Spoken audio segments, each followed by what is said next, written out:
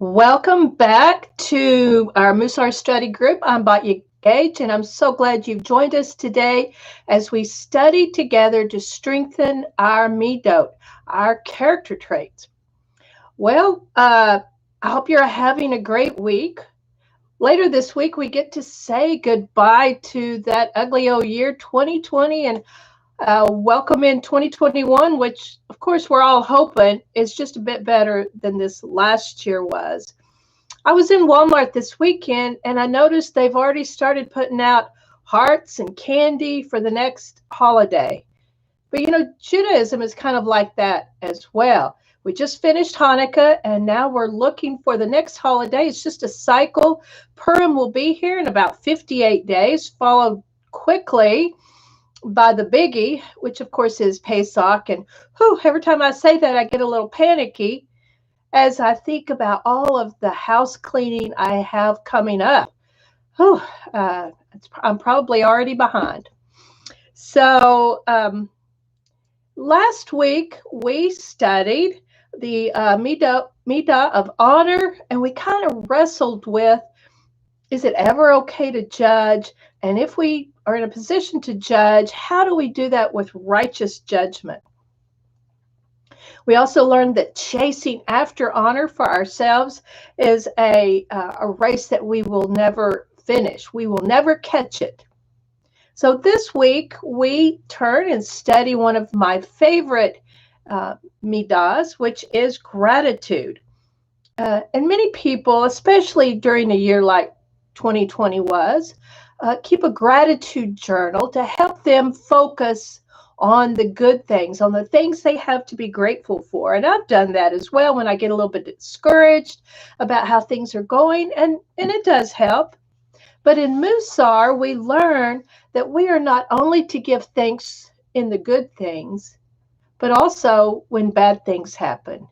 Even in a year like 2020, perhaps this is a good week to sit down and look back and remember the good that was in 2020, or to look for good that came even from the bad things that happened in 2020. Everyone has a measure of the trait of gratitude. There's no one completely devoid of any trait, including gratitude, although you meet some people and you wonder, are they just completely devoid of gratitude? But our book suggests that this person that looks like that is probably has a midah of gratitude that is very out of balance. He also suggests, as we have learned many times in the past, that a lot of our midah, a lot of our traits are interconnected, and being out of balance in one area can make us out of balance in another area. For example, the person who seems to be very ungrateful, maybe they're just very insecure, and it makes them go out and try to. They seem like they're not grateful for what they have because they never seem to have enough. Now, I wouldn't say that my grandmother was ungrateful by any means, but she lived through the Depression, and she was always seeking to fill her pantry shelves with canned goods and food because she had lived through some very hard times. So maybe she had a little bit of insecurity that made her gratitude be a little out of balance at times. Mussar teaches us that that gratitude is our ability to recognize, to see the good in any situation. The Hebrew for gratitude is Hakarat, seeing the good. And, even the terminally ill person, if they woke up this morning, has something to be grateful for. Pirkei Avot 4:1, Ben Zoma teaches, who is rich? He who is happy with his lot. To be rich, becoming satisfied, content with what we already have. It's very important that we have the ability to see the good all around us. But there is another element to this Hakarat Hatov that we need to learn, and that is also to find good in any situation, even when what looks bad to us. Gratitude, like any other trait, can get out of balance. Too much gratitude, and we become complacent. We just sit around and wait for things to happen. Um, our author says that such an attitude is both disempowering and just untrue. We humans always have a part to play in our own lives. Too much gratitude can also cause us to turn a blind eye to injustices that we see around us and maybe even personal danger. It'll be okay, everything's going to be fine. And it stifles action, even action that we should be taking. Now, too little gratitude, and we all probably know we get depressed. You've probably had days like that where your gratitude dipped a bit and you just get discouraged about things that are going on around you or going on in your life, and you kind of become depressed, at least temporarily. So we know that if we continually focus on the bad, that it will make us depressed. And then it will also make us unable to appreciate or to even see the good that we still have in our lives. It can also paralyze us and cause us to not be able to take action. Both too much and too little gratitude causes paralysis, but in different ways. But also too much gratitude can also lead to a kind of frantic busyness. Um, in a never ending search for more and more and more to satisfy. Um, and too little gratitude also causes us to miss the moment that we're in. We may be having a really good day, but our year's been bad, and we're missing the good in this moment because of our uh, too little gratitude. There's an interesting story by Rashi as he comments on Exodus 7:19. Moshe, if you remember, does not personally initiate the plague of the Nile turning to blood. If you remember the story, it's actually his brother Aaron that touches the water and causes it to turn to blood. Now, why is that? Rashi says that's because that Moshe was very grateful to the Nile because the Nile supported him when he was put in that basket and floated down the Nile. The river saved him in a sense. And so he could not bring himself to do anything against the river. So apparently, gratitude can even extend to non humans. There's another great story, and I'm sure many of you probably remember it, but it's in the book of Legends. It's Nahum Ish Gamzu. Nahum answered every unfortunate thing that came into his life with Gamzu Letovah. This too is for the good. He believed that everything that happened was a part of Hashem's plan, and since he trusted Hashem, then this was going to be for his good. And Romans 8:28 would certainly support that. It says, "We know that God causes everything to work together for the good of those who love God and are called in according to his purpose." And a part of this story about Gamzu, he's given a chest of jewels to take to the Caesar to convince Caesar to grant a petition that was from the Jews. He stopped at an inn one night, and of course, the innkeeper stole the jewels out of the chest and replaced it with dust. So when the chest gets to Caesar and he opens it and it's just dust, he's furious, of course. And so he throws Gamzu into prison. What does he say? Gamzu letovah. Elijah hears about this and he says to the emperor, I'm sure the Jews wouldn't do this on purpose. Perhaps the dust has magical powers. Why don't you send the chest of dust out with the army against the barbarians? And sure enough, he did, and the barbarians fled. And Caesar was so pleased that he removed Gamzu from prison and gave him a chest full of jewels. What did Gamzu say? Gamzu letovah. I have another story that I was going to share with the children at shul probably this next week. And this is an old folk tale, and it kind of goes like this. A folk tale illustrates that we never know at the time of an event whether it is good or bad. Once an old man relied on his strong son to support them both. One day, a magnificent wild stallion unexpectedly trotted into the stable. The son closed the gate quickly. Neighbors stopped to see the horse and said, "What a blessing has come to you! You can sell the horse for a high price." But the old man confounded his neighbors when he said, "Perhaps it is a blessing. Perhaps it is a curse. Only time will tell." 3 days later, the horse jumped over the fence and was gone.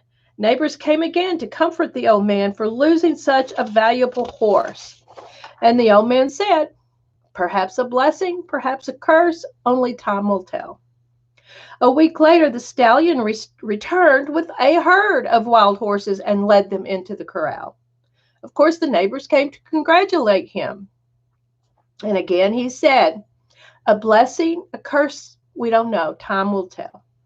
The next day, his son was trying to break in one of the new horses and was thrown. His leg was shattered in 2 places. The village doctor, who fitted a tight brace around the son's leg, was hopeful that the young man would walk again, but he said it will require many months of healing and rest. This, of course, was bad news for the old man. Without his son's help, what would he do? The neighbors came by to comfort him. And again he said, "Perhaps a blessing, perhaps a curse. We don't know. Only time will tell." Not long after that, soldiers rode into the village and they were conscripting every young man to fight. But of course, this son was not able to be taken. Not one of those young men that they took returned alive. The son eventually regained his health and was again able to help his father. And the wise father often said to his son, "We never know whether a thing is a blessing or curse until the story is finished." And it's true. We don't know in the moment that something happens whether it is good or bad. You get laid off. In the moment, it might seem like a curse, but maybe you'll get a better paying job out of it. Um, you know, no matter what the situation is, Mussar teaches us to look for something to be grateful for in that moment. If nothing else, we are alive this day. So there's even in the worst, just like this man said, we don't know. Is this situation going to turn out for good or for bad? So what are the obstacles to strengthening our midah of gratitude? In Duties of the Heart, which is a Mussar classic, we find these listed. The first one is being too absorbed in worldly affairs. When we focus on the things of the world, we tend to gravitate towards those things even more, and we grow immune to the benefits we receive from the things we already have. Every TV commercial will tell you that you need more and more and more. And we all know that once we have something and we've had it for a while, we do what? We take it for granted. That's the next obstacle. Even our health, until you're sick, you don't really be grateful for your health. You don't notice it when you're well. You're grateful for your health when you're sick and when you recover. When you recover, even mundane things you become grateful for. Even the ability to drive or to get out and walk or anything. Preoccupied with the bad. Now, I've often used the analogy of dropping a rock on your toe. It is really hard when you've dropped a big rock on your toe to focus on anything else but the rock on your toe. So another obstacle to strengthening our midah of gratitude is focusing on the bad in the moment. But strengthening our midah of gratitude can help us focus on the good things of our life and strengthen our good inclination and thereby weaken our evil inclination.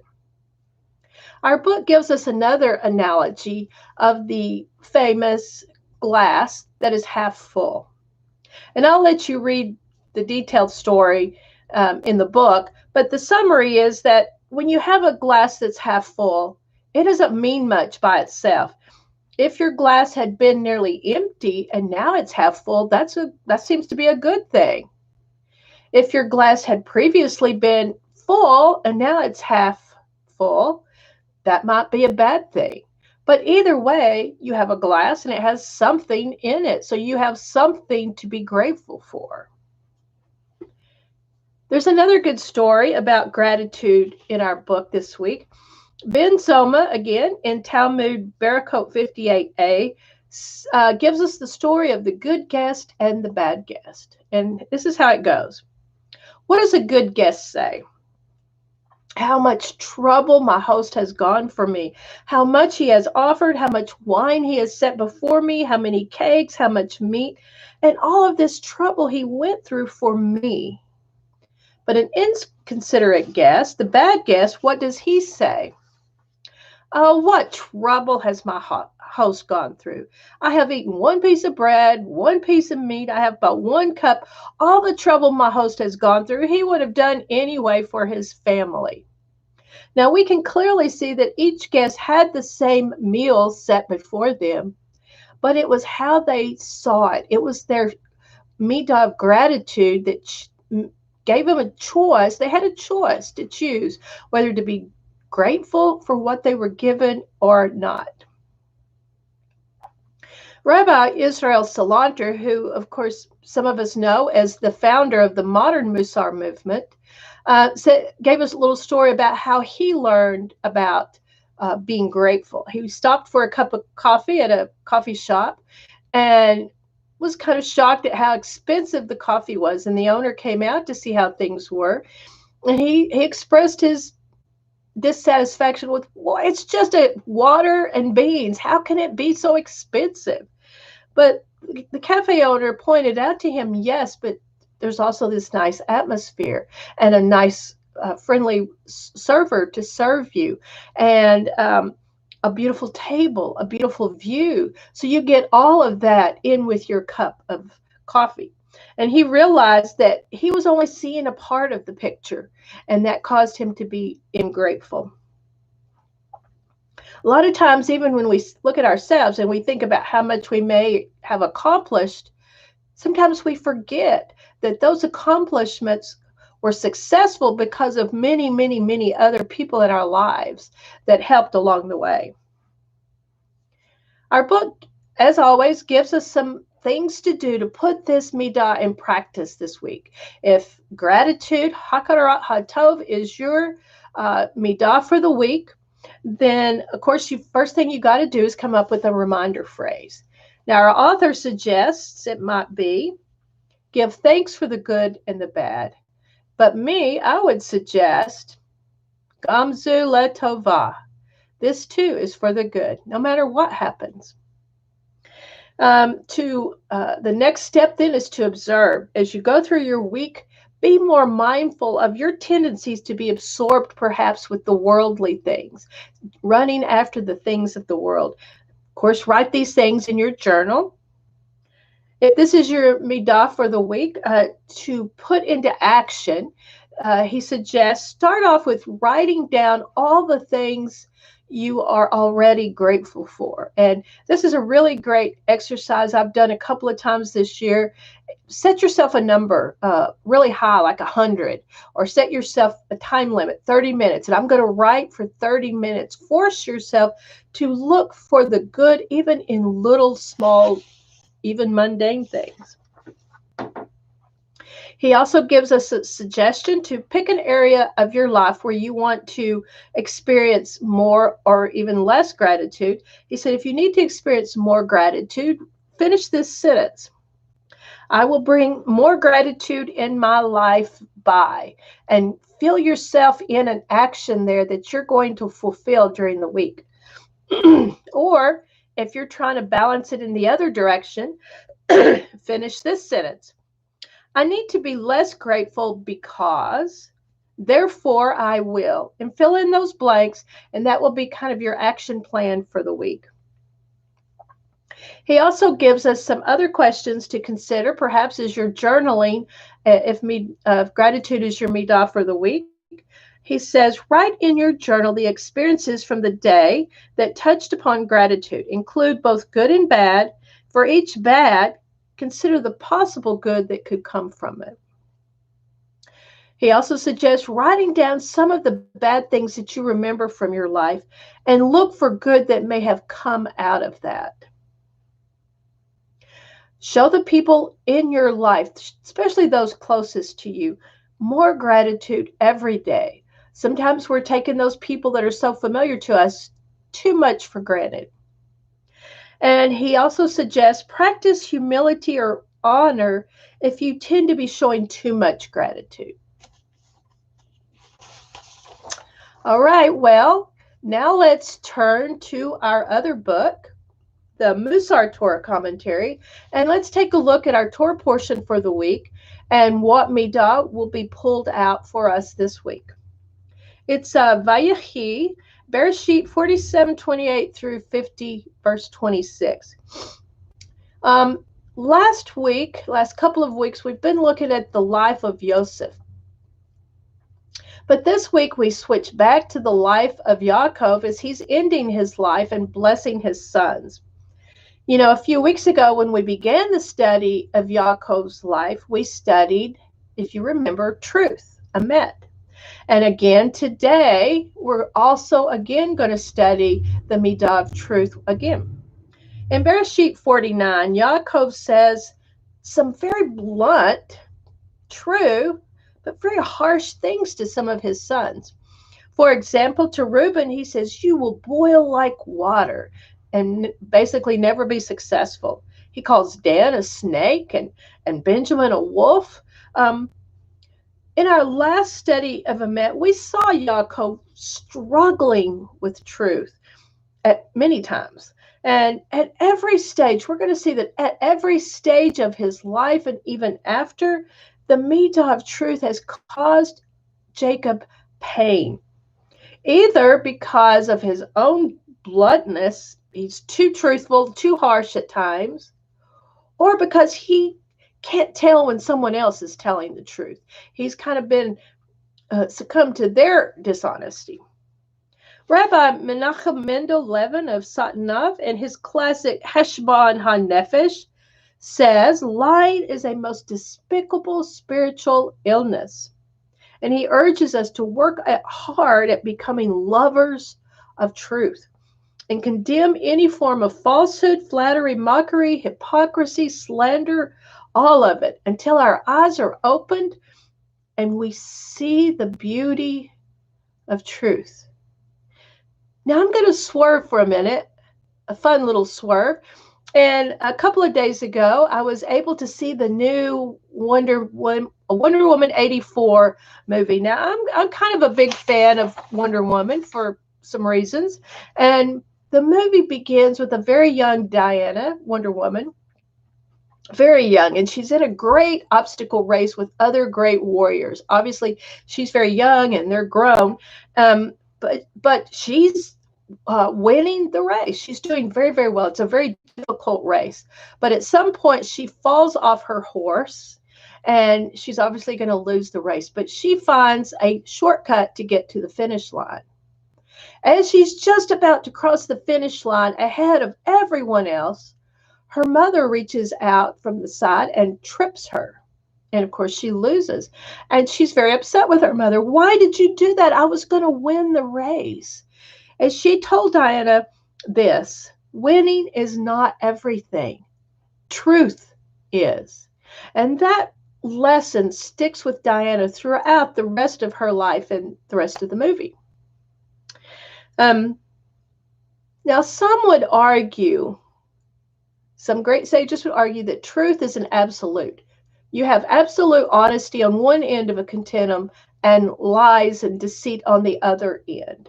But our author, the author of Alan Moranis, the author of Everyday Holiness, has a little bit different perspective. And as we learned a few weeks ago, truth can be quite complex.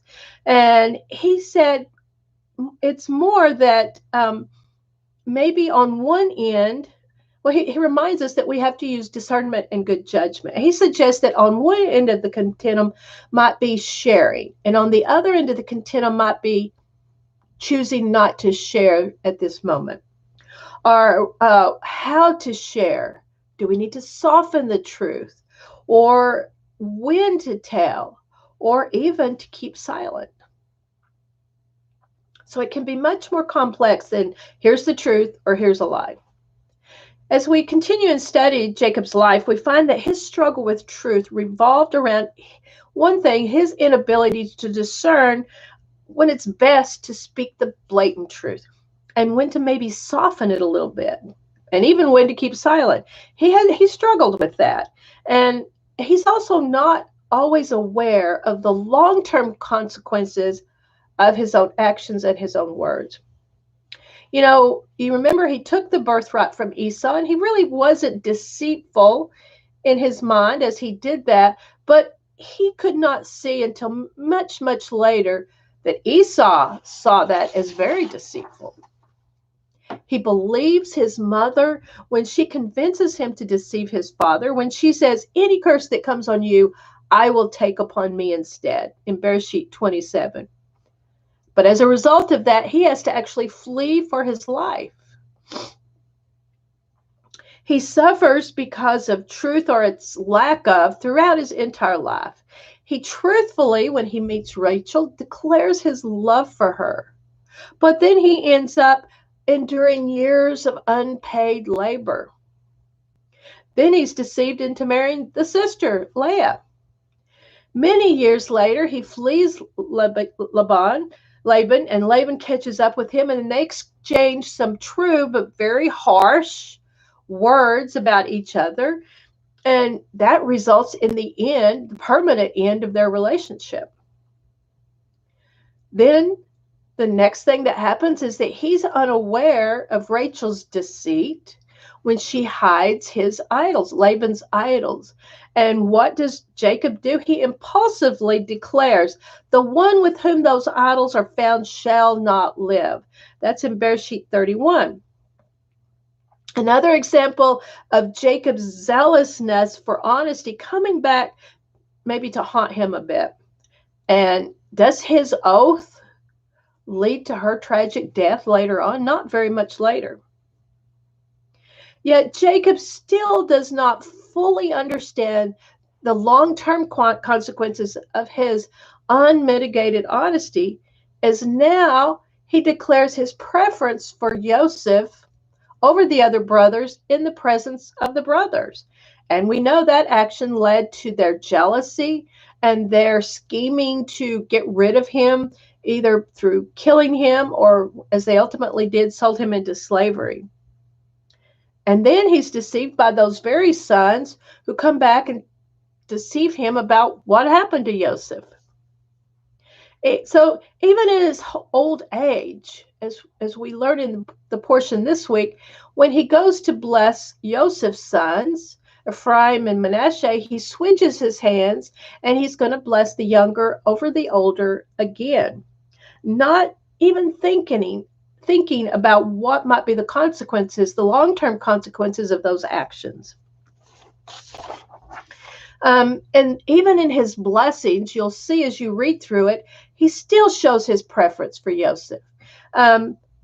Even after his death, untruths continue. His sons, after Jacob dies, they go to Joseph and they say, before he died, our father said, he commanded that you forgive us. But did he? No, there's no place in the text where it says that he commanded them Joseph to forgive him. In fact, Jacob, who never fully forgave them himself for what they did to Joseph, would certainly not ask Joseph this, much less command him to do this. So again, the untruths continue. You know, we can see Jacob's struggle with truth throughout his whole life. When to be honest, when not to be, when to discern, is someone else telling me the truth? And when to be silent, when to soften the truth, how to tell the truth. He struggled with all of these. And we can learn from Jacob's struggles to use the utmost discernment and pay careful attention to how we also share the truth.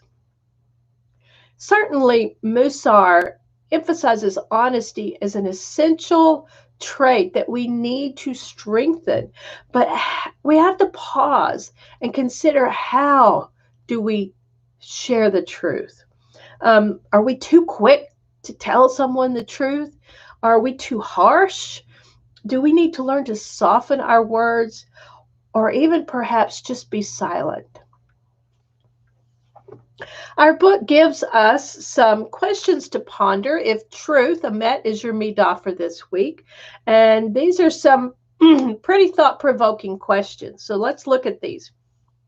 How often does pride or self-deception eclipse honesty when we try to justify our attitudes, opinions, actions, or comments? Are there times when we may need to soften the truth? Is it acceptable to fudge the truth if it protects someone else from being hurt? How do we discern where the line is between truth and dishonesty? Does that line fluctuate depending on the circumstances?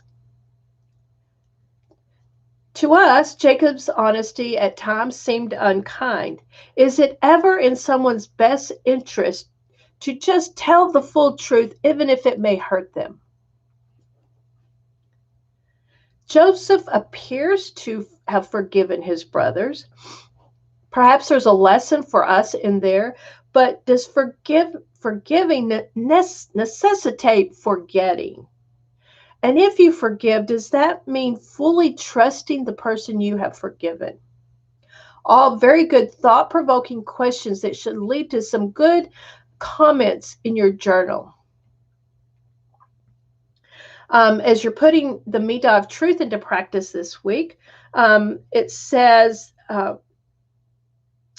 begin with a self-assessment without attempting to change any behavior. Just watch yourself. Take a little report card of how you currently handle truth. Then begin to work on the aspect of how to share truth. And they say that some will need to start with just minor changes, but others may need to make some great big changes in their life and to make truth really a priority for this week. Very good. That's our lesson for this week. And, we started out with gratitude, Hakarat hatov, looking for the good, but also looking for the good even in the bad things that happen. Then we continued our study of truth as we looked more at the life of Yaakov and how he struggled with truth on both ends, with all the complexities of truth, not only when to speak the truth, how to speak the truth, but discerning when truth is being spoken to him. And then obviously when to keep silent. Well, I hope you have a great week this week. Look for the good in everything that happens. Maybe spend some time this week reflecting back just for a moment on this year that we consider so ugly, 2020, and see what good might come from that year. Share this video with a friend that you would like to study with, perhaps. I have taken a sneak peek at next week's Mussar Torah commentary, and we're going to actually study a midah that I have never studied before. So most importantly, make sure you come back next week as we continue to study together to strengthen our midot. And we get to start a brand new book of a Sefer HaTorah, a new book of Torah, as we begin the exciting adventures of Shemot. So I hope you will join me next week. I'm so thankful you joined me today. Have a great week, and we will see you next Tuesday at 2.